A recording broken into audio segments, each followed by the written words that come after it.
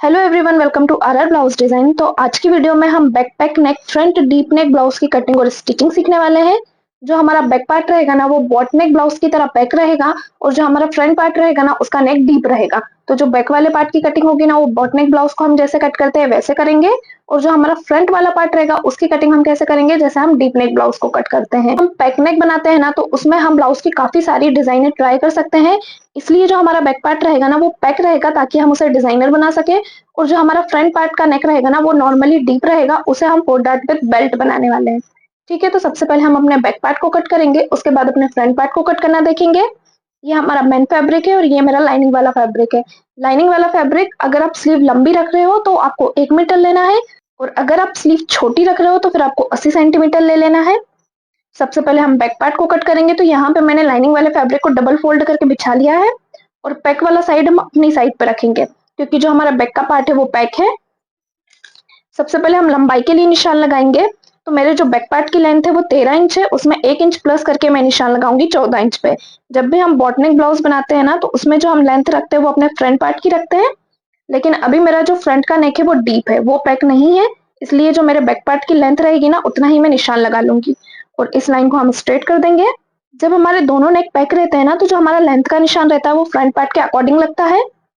पर अभी यहाँ पे हमारे दोनों नेक अलग अलग है, यानी कि एक डीप नेक है एक पैक नेक है। तो जितनी भी मेरे बैक पार्ट की लेंथ थी ना उसमें मैंने 1 इंच प्लस करके निशान लगाया है। अब हम शोल्डर के लिए निशान लगा लेंगे, तो जितने भी आपके फुल शोल्डर रहेंगे ना उसका हाफ करके आपको यहाँ पे निशान लगाना है। तो मेरे फुल शोल्डर 13 इंच के हैं, उसका हम हाफ करेंगे तो मेरा आएगा 6.5 इंच। तो यहाँ से मैं 6.5 इंच पे निशान लगा लूंगी। आपके जितने भी फुल शोल्डर रहेंगे उसको 2 से डिवाइड करके आपको यहाँ पे निशान लगाना है। अब जो हमारे शोल्डर रहेंगे ना उसे हम हाफ इंच डाउन करेंगे, क्योंकि अभी जो हमने लेंथ का निशान लगाया है ना वो बैक पार्ट के अकॉर्डिंग ही लगाया है। जब हम फ्रंट पार्ट के अकॉर्डिंग लगाते हैं तो यहाँ से हम 1 इंच डाउन करते हैं।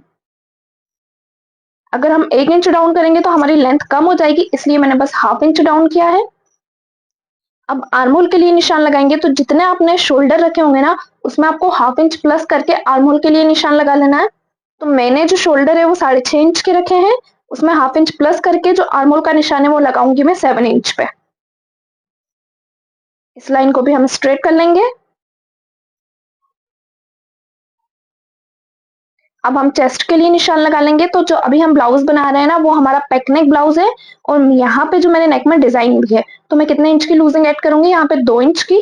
तो मेरे चेस्ट का साइज 32 है, उसमें 2 इंच की लूजिंग में ऐड करूंगी तो वो हो जाएगा 34। उसे डिवाइड 4 करके हम ये निशान लगाएंगे 8.5 इंच पे, और यहाँ से हम 1.5 इंच का सिलाई मार्जिन रखेंगे। जब भी आप बैक में डिजाइन डालोगे ना तो नेक थोड़ा सा फैलता है, तो यहाँ पे आपको लूजिंग ऐड कर लेनी है जब भी आप बैक नेक बनाओ। तो यहाँ पे मैंने 2 इंच की लूजिंग ली है। अब हम वेस्ट के लिए निशान लगाएंगे, तो मेरी वेस्ट 27 इंच की है, उसे डिवाइड 4 करके मैं निशान लगाऊंगी 6.75 इंच पे। और यहाँ पे हम जो मार्जिन है वो 2.5 इंच का रखेंगे, क्योंकि बैक पार्ट में हमारे टक्स आएंगे, और इन लाइनों को हम पॉइंट टू पॉइंट मिला लेंगे। अब हम बैक पार्ट में टक्स के लिए निशान लगाएंगे, तो ये निशान यहाँ से आपको 4 इंच पे लगाना है, यहाँ से भी हम 4 इंच पे लगाएंगे, और नीचे से भी आपको ये निशान 4 इंच पे लगा लेना है। फिर दोनों साइड से आपको हाफ हाफ इंच पे निशान लगाना है जो आपका सिलाई में जाएगा, और इसे मिला लेना है। तो ये आपका टक्स पॉइंट रहेगा। अब जितने आपने शोल्डर रखे हैं उतना ही आपको आर्महोल की तरफ निशान लगा लेना है, और शोल्डर से आर्महोल वाली लाइन को हम मिला लेंगे। आर्महोल गहराई के लिए हम निशान लगाएंगे, तो ये निशान हमारा 1 इंच पे लगेगा। बैक साइड से आर्महोल को हाफ इंच हम डाउन कर देंगे, और आपको हर साइज में हाफ इंच आर्महोल को डाउन करना होता है, और इन निशानों को आपको गोलाई में मिला लेना है।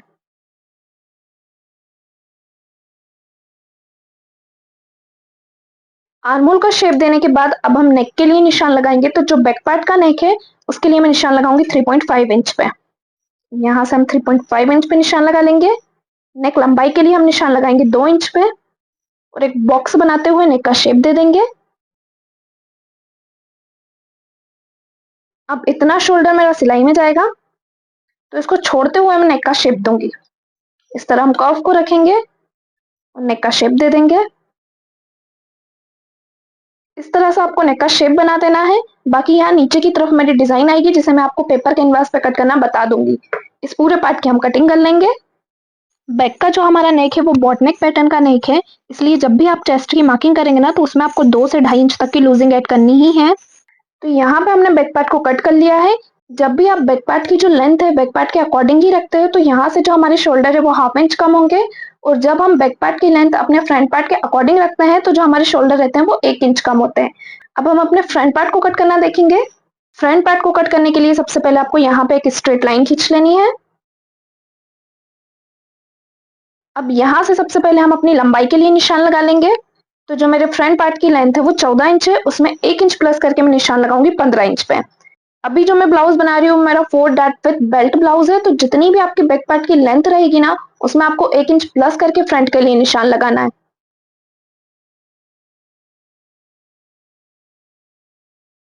अब यहाँ पे हम उकाई पट्टी के लिए मार्जिन लेंगे क्योंकि फ्रंट पार्ट हमारा ओपन है और बैक वाला पार्ट हमारा पैक है। तो 0.25 इंच का आपको मार्जिन ले लेना है उकाई पट्टी के लिए। इन तीनों मार्किंग को हम मिला लेंगे और यहाँ पे एक स्ट्रेट लाइन खींच लेंगे। अब ये जो हमने उकाई पट्टी के लिए मार्जिन लिया है ना इसको छोड़ते हुए ही हमारी सारी मार्किंग होगी। तो हम शोल्डर के लिए निशान लगाएंगे। तो शोल्डर के लिए मैं निशान लगाऊंगी 5.5 इंच पे। 32 से लेके 36 चेस्ट साइज में जो शोल्डर का निशान है वो आप 5.5 इंच पे लगा सकते हैं। अब हम आर्मोल के लिए निशान लगाएंगे। तो सबसे पहले यहाँ से भी आपको हाफ इंच शोल्डर को डाउन करना है। इसे भी हम क्रॉस में मिला देंगे। आर्मोल के लिए हम निशान लगाएंगे। तो जितना आपने बैक पार्ट में आर्मोल रखा होगा उतना ही आपको फ्रंट में रख लेना है। तो यहाँ से आर्मोल का निशान में लगा लूंगी 7 इंच पे। इस लाइन को भी हम स्ट्रेट कर लेंगे। अब ये जो शोल्डर है वो मैंने आर्मोल की तरफ क्यों डाउन किए हैं, क्योंकि जो हमारा बैक वाला पार्ट है वो पैक है। बैक नेक में हमेशा हमारे शोल्डर आर्मोल की तरफ ही डाउन होते हैं। तो अगर आप इस तरह से शोल्डर को डाउन करेंगे ना तो आपको शोल्डर गिरने की प्रॉब्लम बिल्कुल भी नहीं आएगी, क्योंकि बैक वाला पार्ट तो हमारा पैक रहेगा। चाहे आप इसमें कितनी भी डीप डिजाइन बना ले फिर भी जो आपके शोल्डर है वो नहीं गिरेंगे। तो यहाँ से जो आपको शोल्डर है ना वो आर्मोल की तरफ ही डाउन कर लेना है। अब यहाँ हमने शोल्डर 5.5 इंच के रखे हैं तो मैं आर्मोल की तरफ भी 5.5 इंच पे निशान लगा लूंगी। शोल्डर और आर्मोल वाली लाइन को आपको डॉट डॉट करते हुए मिला लेना है। मिलाने के बाद अब हम अपनी चेस्ट के लिए निशान लगाएंगे। तो यहाँ भी आपको 2 इंच की लूजिंग ऐड करते हुए ही चेस्ट के लिए निशान लगाना है। तो लूजिंग ऐड करी थी हमने बैक पार्ट में और ये निशान लगाया था 8.5 इंच पे। तो यहाँ भी हम 8.5 इंच पे निशान लगाएंगे और 1.5 इंच का सिलाई मार्जिन रखेंगे। आर्मोल गहराई के लिए हम निशान लगा लेंगे। तो ये निशान हमारा 0.75 इंच पे लगेगा। बैक पार्ट में हमने ये निशान 1 इंच पे लगाया था। शोल्डर से आर्मोल तक का आपको एक सेंटर निकाल लेना है। अब ये जो हमारा सेंटर आया है इसे 0.25 इंच हम अंदर की तरफ आएंगे और इस लाइन को अब आपको आपकी शोल्डर वाली लाइन से मिला देना है इस तरह क्रॉस में।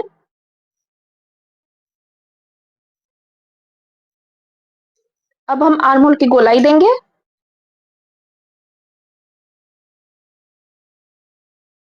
इस तरह से आपको आर्मोल की गोलाई दे देनी है। अब हम नेक के लिए निशान लगाएंगे। तो फ्रंट पार्ट में आपको नेक के लिए निशान कैसे लगाना है, तो आपको बैक पार्ट को ले लेना है और इसमें देख लेना है कि जो आपके शोल्डर है वो कितने इंच पे रेडी हो रहे हैं। तो यहाँ से मैं नाप के देख लूंगी। तो जो मेरे शोल्डर है वो 3 इंच पे रेडी हो रहे हैं। तो यहाँ से भी हम शोल्डर के लिए निशान लगाएंगे 3 इंच पे। तो आपको नेक की विड्थ मिल जाएगी। तो यहाँ से जो मेरे नेक की विड्थ आ रही है वो 2.25 इंच आ रही है फ्रंट पार्ट के लिए। अब ये जो हमने शोल्डर निकाला है ना इसका हम एक सेंटर निकाल लेंगे इस तरह से। और यहाँ से आपको शोल्डर टू एपेक्स के लिए मार्किंग करनी है। सबसे पहले हम नेक लंबाई के लिए निशान लगा लेंगे। तो नेक की लंबाई यहाँ से मैं रखूंगी 6 इंच। नेक की विड्थ आप आपके अकॉर्डिंग रख सकते हैं, तो मैं यहाँ से 2.5 इंच रखूंगी और इसको हम मिला लेंगे और नेक का शेप दे देंगे। अब ये जो मैंने शोल्डर का सेंटर निकाला है यहाँ से हम अपने शोल्डर टू एपेक्स के लिए निशान लगाएंगे। शोल्डर टू एपेक्स है मेरा 9 इंच। तो यहाँ से मैं 9 इंच पे ही निशान लगाऊंगी। जब भी आप फोल्डेड ब्लाउज बनाएंगे ना तो उसमें आपको कुछ भी प्लस नहीं करना है। जितना आपका शोल्डर टू एपेक्स रहेगा ना उतने पे आपको निशान लगा लेना है। सबसे पहले हम अपने फर्स्ट डॉट पॉइंट की मार्किंग करेंगे। तो जो हमारा फर्स्ट वाला डॉट पॉइंट रहेगा ना उससे आपको सेंटर पॉइंट से 1.25 इंच नीचे आना है। अब हम एपेक्स टू एपेक्स के लिए निशान लगाएंगे। तो मेरा एपेक्स टू एपेक्स है 6.5 इंच, उसका हाफ करके मैं ये निशान लगाऊंगी 3.25 इंच पे। नीचे से भी मैं निशान लगाऊंगी 3.25 इंच पे।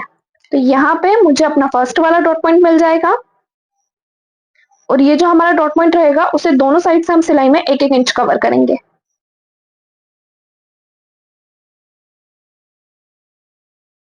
फर्स्ट वाले डॉट पॉइंट की मार्किंग करने के बाद हम अपनी वेस्ट के लिए निशान लगाएंगे, तो इसको आपको फोल्ड कर देना है। इतना आपका जाएगा सिलाई में, तो इसको मैं यहाँ से कर दूंगी फोल्ड। और मेरी वेस्ट है 27 इंच की, तो यहाँ पे मैं निशान लगाऊंगी 6.75 इंच पे। और यहाँ भी हम 1.5 इंच का सिलाई मार्जिन रख लेंगे। चेस्ट वाली लाइन से वेस्ट वाली लाइन को मिला लेंगे। फर्स्ट वाले डॉट पॉइंट की मार्किंग करने के बाद बाकी सारे डॉट पॉइंट की भी हम मार्किंग करेंगे। और सबसे पहले हम अपने बेल्ट के लिए मार्किंग कर लेते हैं। तो बेल्ट के लिए मैं निशान लगाऊंगी 2.25 इंच पे। और इस लाइन को हम स्ट्रेट कर देंगे। स्ट्रेट करने के बाद फ्रंट से हम 1 इंच ऊपर आएंगे और 2 इंच पे निशान लगा के इसे इस तरह क्रॉस में मिला देंगे। तो यहाँ पे हमारी बेल्ट की मार्किंग कंप्लीट हो चुकी है। अब हम सेकंड वाले डॉट पॉइंट के लिए निशान लगाएंगे। तो जो हमारा शोल्डर टू एपेक्स है ना, उससे आपको वापस से 1.25 इंच पे निशान लगा लेना है। थर्ड वाले डॉट पॉइंट के लिए भी हम 1.25 इंच पे निशान लगाएंगे। अब सेकंड डॉट पॉइंट को हम शोल्डर टू एपेक्स वाले सेंटर पॉइंट से इस तरह स्ट्रेट कर देंगे। थर्ड वाला जो डॉट पॉइंट रहेगा ना, उसके लिए जो आपकी फिटिंग वाली लाइन रहेगी उसका आपको एक सेंटर निकाल लेना है। सेंटर से हम 1.5 इंच नीचे आएंगे और इसको अपने एपेक्स पॉइंट से मिला लेंगे। तो ये आपका थर्ड वाला डॉट पॉइंट हो जाएगा इस तरह से। अब हम फोर्थ डॉट पॉइंट की मार्किंग करेंगे। तो ये निशान मेरा यहाँ से लगेगा 1.75 इंच पे। बाकी 3 डॉट पॉइंट हमारे निशान लगे थे 1.25 इंच पे। फोर्थ डॉट पॉइंट के लिए आपको निशान लगाना है 1.75 इंच पे। अब यहाँ से हम इसे कितना क्रॉस में मिलाएंगे, तो उसके लिए जो आपकी चेस्ट लाइन रहेगी ना, उससे आपको निशान लगाना है 1 इंच पे। और ये निशान हर साइज में फिक्स नहीं रहता है। अगर आपके चेस्ट का साइज 38 तक है तो आपको ये निशान 1 इंच पे लगाना है। और 38 से बड़ा है तो फिर ये निशान आपका 1.25 इंच पे लगेगा। अभी मेरे चेस्ट का साइज 32 है तो मैंने 1 इंच पे लगाया है। अब एक का मैं हाफ करूंगी तो वो कितना आएगा, हाफ इंच। वापस से हम हाफ इंच साइड में निशान लगाएंगे। अब जो हमने हाफ इंच पे निशान लगाया है उसे आपको मिला लेना है डॉट पॉइंट से। तो ये आपका फोर्थ वाला डॉट पॉइंट हो जाएगा। तो यहाँ पे मैंने चारों डॉट पॉइंट की मार्किंग कंप्लीट कर ली है। अब हमें इन्हें सिलाई में कितना कवर करना है उसके लिए हम निशान लगाएंगे। तो ये निशान आपको दोनों तरफ से 0.25 इंच में लगाना है, यानी कि 0.25 इंच हमारा सिलाई में कवर होगा। इस डॉट पॉइंट के लिए भी हम 0.25 इंच पे निशान लगाएंगे और इसे भी इस तरह मिला देंगे।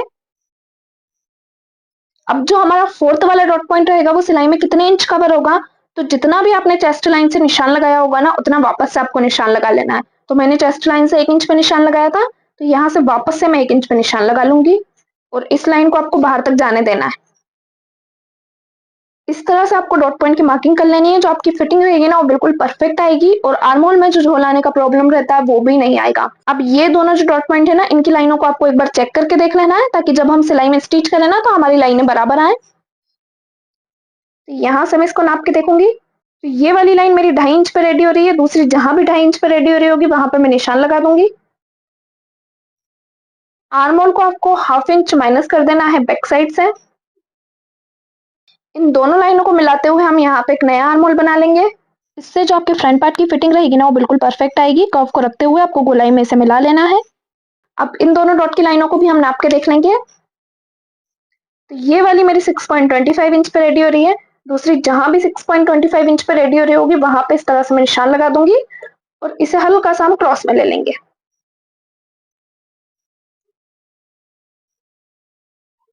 इस तरह से आपको क्रॉस में ले लेना है। अब जो फ्रंट वाला पार्ट है ना, उसकी मार्किंग हमारी कंप्लीट हो चुकी है।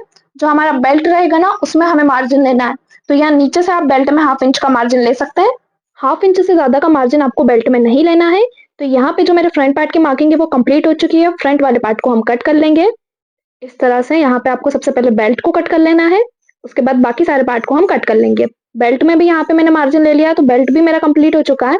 अब मुझे कुछ भी मार्जिन लेने की जरूरत नहीं है। आर्म होल को कट करना देखेंगे। तो जो आपकी डॉट की लाइन रहेगी ना, उसको आपको फोल्ड करके दूसरी वाली डॉट पॉइंट की लाइन के ऊपर रख लेना है। तो ये हमारा आर्म होल गोलाई में आ जाएगा और इसी गोलाई में हम इसे कट कर लेंगे। इन पे हम एक एक कट का निशान लगा लेंगे।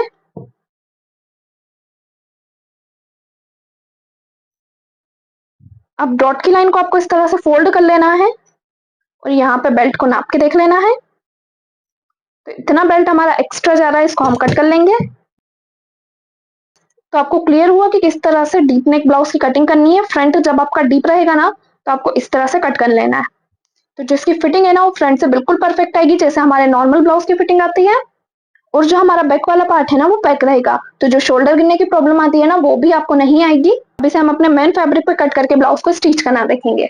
यहाँ पे जो हमारे ब्लाउज का बैक पार्ट था ना उसमें मैंने डिजाइन डाल के इसको रेडी कर लिया है। अगर आप इस डिजाइन को डिटेल में सीखना चाहते हैं तो मैं इसका लिंक डिस्क्रिप्शन में डाल दूंगी, वहां से जाके आप इस डिजाइन की स्टिचिंग देख सकते हैं। अभी हम अपने फ्रंट पार्ट को स्टिच करना देखेंगे। जो हमारा फ्रंट वाला पार्ट है ना उसे भी मैंने यहाँ पे लाइनिंग वाले फैब्रिक से अटैच करके रख लिया है ताकि वीडियो ज्यादा लंबा ना हो।